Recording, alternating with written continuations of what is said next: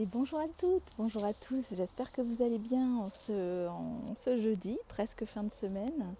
Alors, comme sujet cette semaine, j'ai eu l'idée de vous faire partager un petit peu de mon expérience de vie, puisque comme vous le savez pour certains, et je l'indique à ceux qui sont nouveaux, j'ai eu la chance d'avoir un parcours particulier. J'ai eu une situation de maladie handicapante, douloureuse. J'ai perdu la marche quasiment depuis l'âge de 30 ans, donc c'est assez jeune dans la vie pour voilà, avoir ce genre de difficultés-là.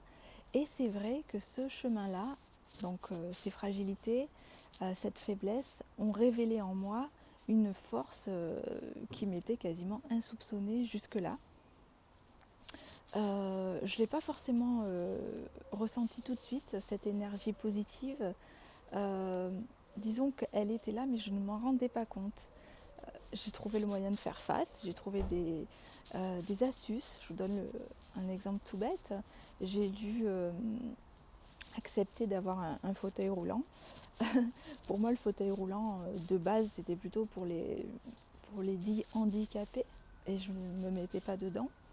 Et pour les personnes peut-être d'âge beaucoup plus mûr, je pensais aux personnes très âgées. Donc c'est vrai que j'ai eu du mal à me dire, voilà, j'ai un fauteuil roulant. Donc moi je l'ai plutôt vu comme un mode de transport. Et puisque la première, le premier fauteuil, mais vous allez comprendre pourquoi je dis la première, puisque la première était rouge, qu'elle roulait et qu'elle pouvait aller vite si mon conjoint la poussait de manière assez rapide, je l'ai appelée la Ferrari. Voilà, c'était un moyen de transport rouge qui va vite, forcément c'est une Ferrari. Et par ce biais de petites astuces, c'est vrai que ça m'a permis de personnaliser mon chemin et de faire donc de ma faiblesse une force. Puisque entre vous et nous, on n'a pas tous une Ferrari, donc j'ai une force vis-à-vis de vous, j'ai une chance supplémentaire. Et comment faire justement, sans aller aussi profondément que, aussi loin que devoir basculer dans un handicap, comment vous pouvez faire, vous, pour transformer vos fragilités, que ce soit dans votre vie personnelle, dans votre vie professionnelle, euh, voilà, dans toutes les sphères de la vie, comment vous pouvez transformer vos fragilités en force. Et surtout, est-ce que vous avez déjà vécu ce moment-là? Il y a fort à parier que oui. Forcément, une vie n'est clairement pas linéaire et vous avez tous dû à un moment donné faire face. On va prendre l'exemple d'un jeune enfant qui sort du primaire et qui doit rentrer au collège. Voilà, il se retrouve dans une position de fragilité puisqu'il devient le petit et il va devoir faire face aux, aux grands, aux très très grands, ceux qui sont en fin de collège, voilà, à la jungle sociale du collège, à tous ces professeurs, etc., etc. C'est pour vous dire qu'on peut retranscrire ce sujet vraiment dans toutes les sphères de la vie et quel que soit son âge. Alors, vous pouvez vous dire, est-ce que ça m'est arrivé? Et surtout, comment j'ai fait pour y arriver, pour m'en sortir? Et est-ce que ça peut être reproduit sur un autre chemin, sur une autre difficulté, sur une autre fragilité? Il faut déjà vous rendre compte que oui, vous l'avez déjà vécu forcément. Vous avez eu une position de fragilité et vous avez trouvé les moyens de vous en sortir d'une manière ou d'une autre. Alors il y a deux cas possibles. Soit sur le moment où vous vous êtes rendu compte que oui, oui, ben, je vais mettre en place ça, pour répondre à cette nouvelle difficulté qui s'offre à moi.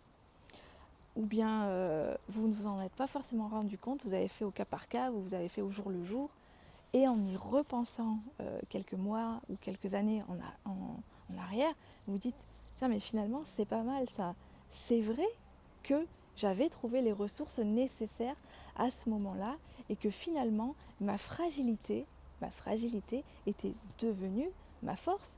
Puisque j'ai réussi à ce moment-là à faire face à cette difficulté et à la transcender, bah, j'en suis sortie plus fort automatiquement. Pour revenir à mon exemple à moi, bon, il est un petit peu fort, mais il s'adapte pour tout le monde. Dans la vie, on va dire réelle, dans la vie, parce que là on est sur du virtuel, dans la vie réelle, si je sors, je suis en position de vulnérabilité, forcément. J'arrive pas à marcher ou je marche très très mal. Voilà, si j'essaye de marcher et qu'une voiture arrive, je suis en difficulté et même, je vais vous dire, je suis en danger. Donc j'ai trouvé des astuces, mais tout ça, ça me donne une force que j'avais pas forcément ressentie avant, une force qui décuple d'autres forces, qui me prouve que je suis capable, que je, voilà, j'imagine la vie comme une jungle. Chaque fois que je me raccroche avec mes deux mains, chaque main a une liane, je me raccroche. Chaque fois qu'une liane casse, donc on peut dire un nouvel handicap, une nouvelle difficulté, une nouvelle douleur, systématiquement je me raccroche à une nouvelle liane. Donc je suis toujours au minimum accrochée par une liane. Euh, voilà, en fait ma force c'est ça. Hop, hop, hop, hop, systématiquement je me raccroche. Et vous c'est pareil.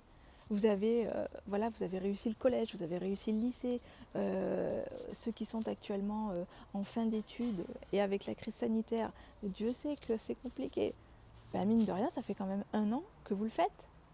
Et d'une certaine façon, ou de beaucoup de façons, bah, vous avez tenu le choc. Vous avez avancé. Si vous n'avez pas avancé, vous avez remodulé la chose, peut-être pour changer d'études, changer de voie, ou alors prendre un travail, ou alors vous avez bifurqué, mais vous avez trouvé des astuces. Et c'est ça en fait, l'humain, il est quand même modulable. Il transforme ses faiblesses en force. J'espère que cette petite vidéo vous donnera du peps, de l'énergie, de l'enthousiasme. Et puis pour faire face à toutes les nouvelles difficultés qui vont arriver par la suite, tout en n'oubliant pas que vous avez beaucoup, beaucoup de force en vous. À bientôt, bye bye!